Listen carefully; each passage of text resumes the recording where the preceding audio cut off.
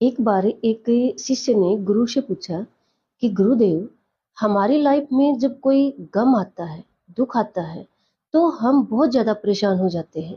लेकिन जब भी कोई खुशी आती है, सुख आता है, तो हम बहुत ज्यादा खुश हो जाते हैं। कुछ ऐसा बताओ कि मन को बैलेंस कर सके। गुरुदेव ने कहा, मिठाई और दवाई। शिष्य ने कहा, गुरुदेव समझ नहीं आया। तो गुरुदेव ने कहा कि देखो, जिस तरह से हम मिठाई को टेस्ट लेकर खाते हैं, ठीक है, और दवाई को हम निगल जाते हैं, गटक जाते हैं बिना जीभ का टेस्ट लिए, है ना। तो इसी तरह से जब लाइफ में गम आ जाए, दुख आ जाए, तो ज्यादा ना सोचे, ज्यादा ना टेंशन ले, बस गटक जाए, टाइम पर छोड़ दें। जैसे हम बीमारी को दवाई पर छोड़ देते हैं, उसी तरह से जब लाइफ में सुख हो, खुशी हो, तो जैसे मिठाई का टेस्ट लेकर खाते हैं, उसी तरह से उस खुशी के पल को एंजॉय करें। एक लड़का अपने बूढ़े माता पिता को गांव से शहर लेकर आता है, क्योंकि वो शहर में रहता था, वहीं पर जॉब करता था, और उसके माता पिता बूढ़े हो गए थे। वो उनकी इकलौती संतान था। गांव से एक दिन एक व्यक्ति मिलने आता है और उसके माता पिता से कहता है कि और सुनाओ, सब ठीक तो है, बेटे का घर कैसा लगा। बूढ़ा व्यक्ति बड़ी ही धीमी आवाज में कहता है कि हम रह तो रहे हैं, लेकिन वैसे नहीं रह रहे जैसे बेटे हमारे घर में रहते हैं। इसके बाद उन तीनों के बीच में सन्नाटा छा जाता है। कम से कम 5 मिनट तक कोई भी नहीं बोल पाता है। ये सन्नाटा एक गहरे दुख की तरफ इशारा कर रहा था।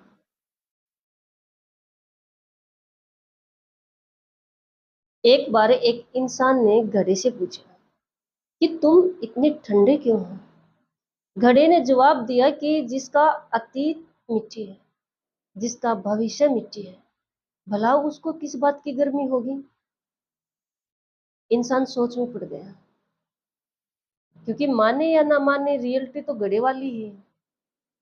लेकिन इंसान से पूछ कर देखो, मैं हूं, ये मेरा, वो मेरा, पता नहीं क्या क्या। हमारी गलती यही है कि हम रियलिटी नहीं समझ रहे। कलयुग की ये रियलिटी है, कड़वी है लेकिन सच है। एक ही रिश्ता ऐसा है जिसके पीछे कोई स्वार्थ नहीं है, और वो रिश्ता है माँ बाप का। बाकी हर रिश्ते के पीछे स्वार्थ है। क्रोध इंसान के लिए पावर भी होता है और जहर भी होता है। पावर कैसे बनाए, आज इसके लिए आपको एक सटीक उपाय बता रही हूँ। जब भी आपको कभी क्रोध आए, तो आपने एक लाइन माइंड में रिपीट करनी है कि किसकी गलती की सजा खुद को दे रहे हैं। जैसे ही ये थॉट आपके माइंड में आएगा, तो आपकी बुद्धि एक्टिव हो जाएगी।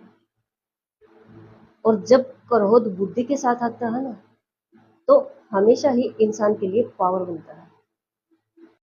जो आपके साथ बुरे हैं, उनके साथ ना अच्छे बनो, ना बुरे बनो, बस उनसे दूर रहो।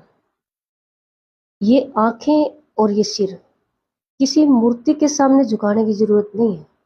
ये झुके तो सिर्फ आपके पेरेंट्स के सामने झुके। बाकी किसी की औकात नहीं होनी चाहिए कि आपको झुका सके।